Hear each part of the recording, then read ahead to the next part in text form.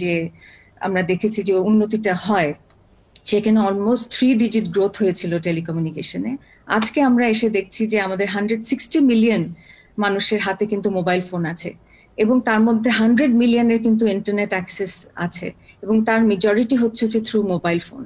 এবং mobile phone কোম্পানিরা চলে গেছে একদম তৃণমূলে, এবং তার সাথে এবং গভর্নমেন্টের যে ব্রডব্যান্ড অ্যাক্সেসটা দেওয়া হয়েছে তৃণমূলে, যার মাধ্যমে এখন স্পিডটাও ইনক্রিজ হয়েছে, তাতে কি হয়েছে, কানেক্টিভিটিটা হয়েছে। এবং আমরা দেখেছি এটা শুধু একটা যে কানেকশনের জন্য যে ইউজ হচ্ছে তা কিন্তু না, এখন কিন্তু এটার মাধ্যমে মানুষের আয় বাড়ছে।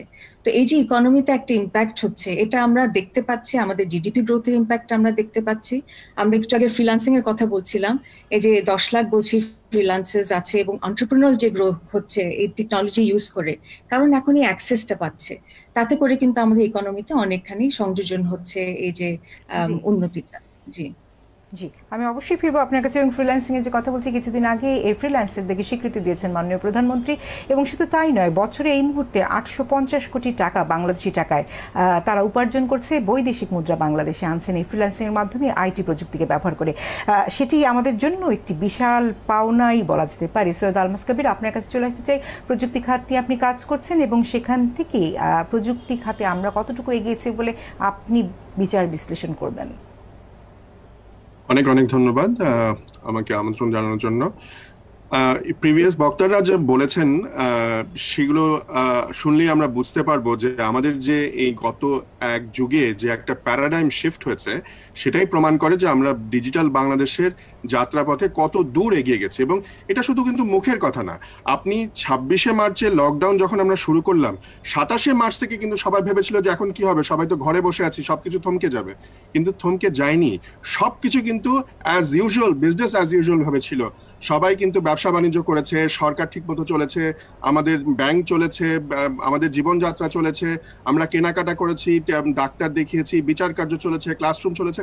সো এইটাই প্রমাণ করে যে আমরা ডিজিটাল বাংলাদেশের অবকাঠামোটা আমরা চোখে দেখতে পাচ্ছি না, কিন্তু এটাই প্রমাণ করে যে আমাদের সেই অবকাঠামো ছিল বলেই কিন্তু আমরা এই ব্যবসা বাণিজ্য, আমাদের জীবনযাত্রা চালিয়ে গেছি। এবং এ কারণেই কিন্তু ওয়ার্ল্ড ব্যাংক, এডিবি এরা আশঙ্কা করেছিল যে কোভিডের সময় কিন্তু বাংলাদেশের জিডিপি গ্রোথ, যেটা প্রায় 8-এর কাছাকাছি ছিল, সেটা নেমে 2-এর নিচে, অনেকে বলেছিল 1-এ চলে আসবে, সেটাকে আমরা 5.28-এ নিয়ে গেছি।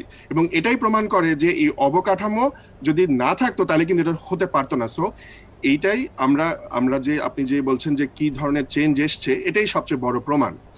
এখন কথা হচ্ছে যে আমাদের প্রাইভেট ইন্ডাস্ট্রির কথা, আমরা সরকারের কথা শুনেছি যে সরকার অনেকগুলো, যেটা মাননীয় প্রতিমন্ত্রী বললেন, যে অনেকগুলো যে নাগরিক সেবা আছে সেগুলোকে হাতের মুঠোয় যাতে নিয়ে আসে, সেই কাজ চলছে। অলরেডি অনেক এসে গেছে, এবং আগামী 1 বছর এবং 2 বছরের মধ্যে কিন্তু আরো অনেক নাগরিক সেবা হাতের মুঠোয় চলে আসবে। এবং তখন কোনো নাগরিককে ঢাকায় আসতে হবে না বা কোনো অফিসে যেতে হবে না, মানে সেবা নেওয়ার জন্য, সেবা মানুষের কাছে আসবে। সো এইটাই হচ্ছে মানে উদ্দেশ্যটা। এবং তার কারণ হচ্ছে 2-3টে। 1 নম্বর হচ্ছে অ্যাকাউন্টেবিলিটি, 2 নম্বর হচ্ছে এফিসিয়েন্সি, 3 নম্বর হচ্ছে ট্রান্সপারেন্সি। আর সবচেয়ে ভালো মানে বড় কথা হচ্ছে সাধারণ মানুষের জন্য, যে তাকে কোনো দালালের খপ্পরে পড়তে হচ্ছে না, তাকে গিয়ে লম্বা লাইনে দাঁড়িয়ে থাকতে হচ্ছে না। সে যে যেখানে আছে সেখানে বসেই মোবাইল ফোনের মাধ্যমে কিন্তু সেবাগুলো নিতে পারছে, এবং আরো আস্তে আস্তে অনেকগুলো সেবা কিন্তু যোগ হচ্ছে। আমি প্রাইভেট ইন্ডাস্ট্রির কাছে আসি। প্রাইভেট ইন্ডাস্ট্রিতে মাননীয় প্রতিমন্ত্রী অলরেডি বলেছেন যে আমরা সব মিলিয়ে দেখছি প্রায় 10 লাখ মানুষ কিন্তু এখানে কাজ করে। শুধু আইটি ইন্ডাস্ট্রি না, আপনি ব্যাংক বলেন, কর্পোরেট বলেন, অন্যান্য, ওখানেও তো আইটি লোকেরা, আইটি ডিপার্টমেন্ট আছে, ওখানে তো আইটি লোকজন কাজ করে। আমি আইটি প্রফেশনালের সংখ্যা বলছি 10 লাখ। এটা কিন্তু একটা বিরাট ব্যাপার। এবং আরেকটা ইন্টারেস্টিং হচ্ছে যে এই 10 লাখের মধ্যে প্রায় 40 to 50%, অ্যারাউন্ড 50% হচ্ছে ফ্রিল্যান্সিং করে। এই ফ্রিল্যান্সাররা আপনি জানেন যে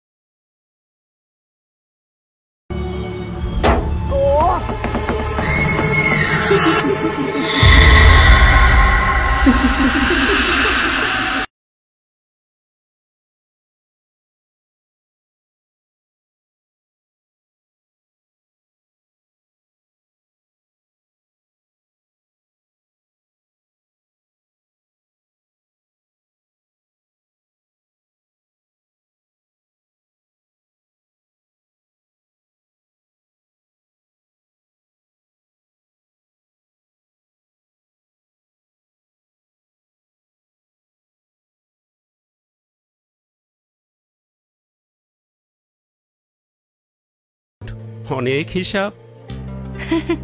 এতগুলো হিসাব সামলাও? মানে একটাতে টাকা জমাই, সেভিংস, আর একটা কারেন্ট অ্যাকাউন্ট। ডেবিট কার্ডের ভাই নানা সুবিধা আছে, আর ক্রেডিট কার্ডটা